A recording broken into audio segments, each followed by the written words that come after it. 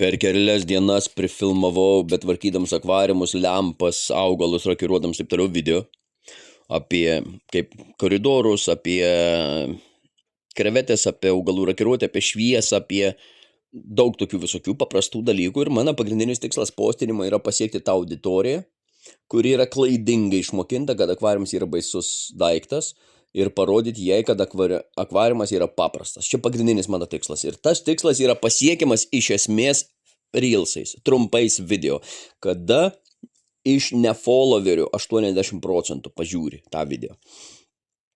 Tai aš keldamas, bet ne viskas telpa į reelsą. Ne viskas telpa. Per 1,5 minutės Facebooką reelsą ne viską galima papasakoti. Dėl to aš darau ilgesnius video. Ir gaunas trigubas darbas. Keliu ilgą video į YouTube, dedu nuorodą, bandau kelti visą video, bet kad pamatyti daugiau žmonių, darau reelsą. Ir toks ir pačiam trigubas darbas, ir kaip spamas. Tai dabar nutariu.